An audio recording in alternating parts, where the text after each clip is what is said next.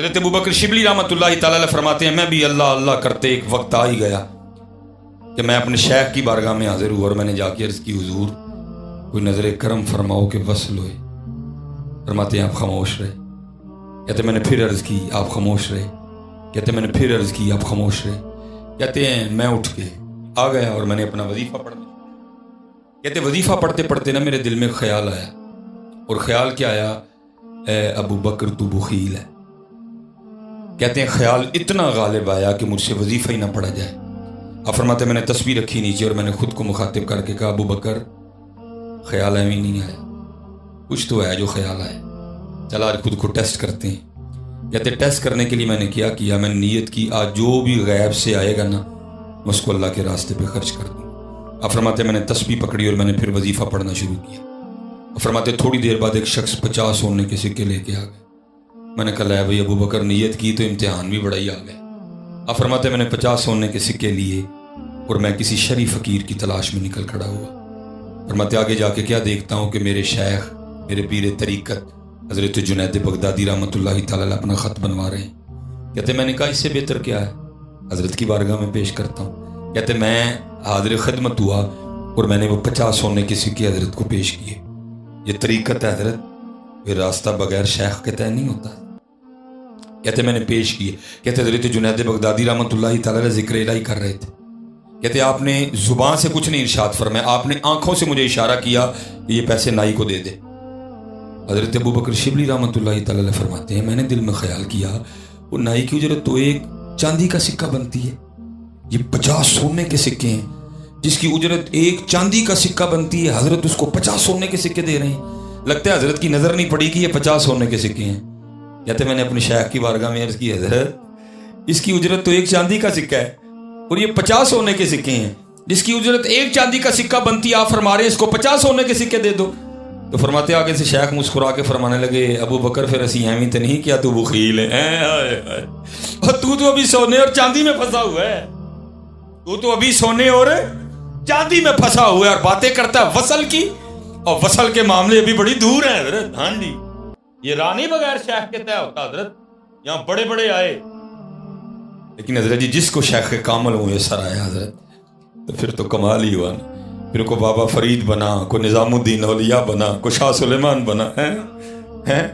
اس لیے حضرت جی اللہ کا شکر ہے ہم سارے نسبتوں والے بیٹھے. بس اتنی عرضی پیش کر کے اپنی نسبتوں کا پاس رکھو حضرت, یہ لوگ نہیں ملیں گے تمہیں. اب کال پڑتا جا رہا ہے. میرے شیخ کی بارگاہ میں کسی نے عرض کیا حضور وہ لوگ ان کا کتابوں میں تذکرہ پڑھا اب نہیں ملتے.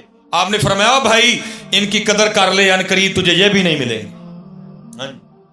آپ نے فرمایا ان کی قدر کر لے ان قریب تجھے یہ بھی نہیں ملیں گے. قدر کرو حضرت. ہاں جی اور جو نعمت ان کے پاس, میں حضرت کی تو چلو آج پہلی بار زیارت ہوئی ہے, میں آپ کو اپنے دادا شیخ کی بات, آپ نے 100 سال کے قریب عمر پائی.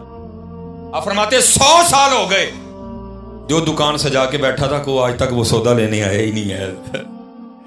فرمایا جو دکان سجا کے بیٹھا تھا نا آج تک کو سودا ہی نہیں لینے آیا ہے. ہاں جی اور جو ان کے پاس نعمتیں ہیں جو ان کو آ رہی ہے نعمت اس کے طالب,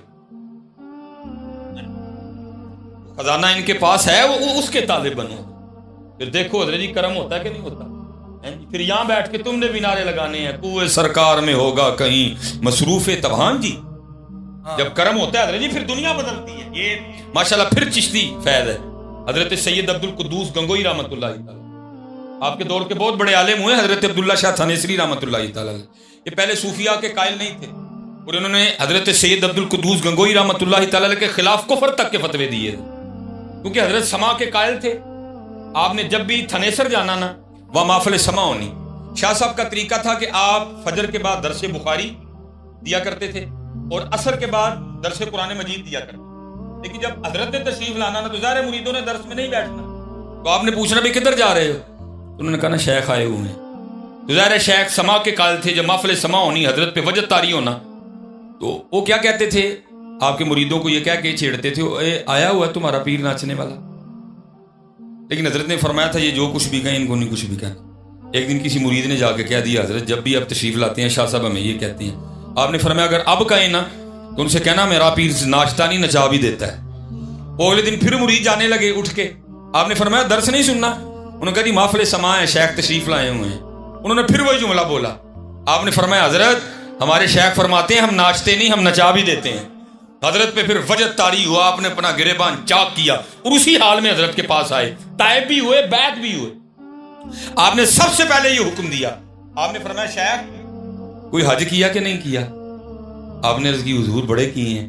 آپ نے فرمایا پھر ایک ساڑھے کہن ہوتے بھی کار ہو جا ہیں جی، ہاں بس اتنا کرنا، جب مدینہ پاک حاضری ہو تو وہاں جا کے میرا بھی سلام پیش کرنا ہے۔ حج کر لیا، مدینہ پاک حاضری ہوئی حضرت جی خود کا جانا کچھ اور ہے لیکن بھیجا جانا کچھ اور ہے، بھیجا جانا کچھ اور ہے۔ وہاں جا کے ایسی کیف و مستی طاری ہوئی کہ کچھ نہیں یاد رہا، یہاں تک کہ اپنے شیخ کا سلام پیش کرنا بھی یاد نہیں رہا۔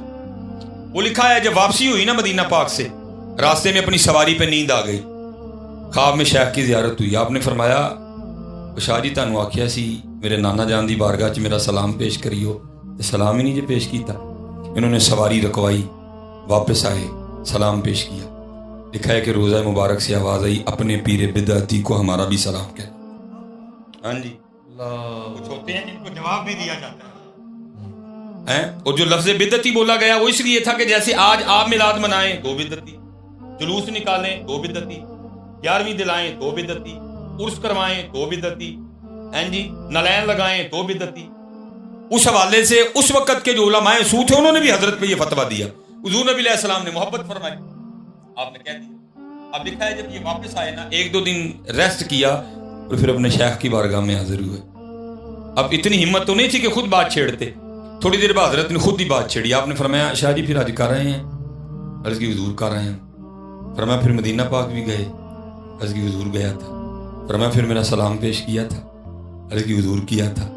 فرمایا پھر جواب کیا آیا تھا؟ اب ادب تھا نا حضرت جی، آپ کے شیخ تھے، پیر تھے، آپ لفظ بدعتی کو حذف کر گئے اور عرض کرتے ہیں حضرت جب میں نے آپ کا سلام پیش کیا نا تو مزار انور سے جواب آیا تھا اپنے پیر کو میرا بھی سلام کہنا۔ آپ نے فرمایا اس طرح نہ کہے جیسے میرے نانا جان نے کہا، تو بھی اسی طرح کہے۔ گراج بھی کوئی شعیب، گراج بھی کوئی شعیب شبانی سے کلیمی دکت۔ یہ موقع حضرت روز روز نہیں مل رہا ہے، بس میں اپنے لیے بھی دعا کرتا ہوں، آپ کے لیے بھی دعا کروں گا اللہ میں مرید بننے کی مرضی۔ وہ مرید کون ہے؟ جس کی اپنی مرضی کوئی نہیں۔ مرید وہ ہے جس کی اپنی مرضی کوئی نہیں۔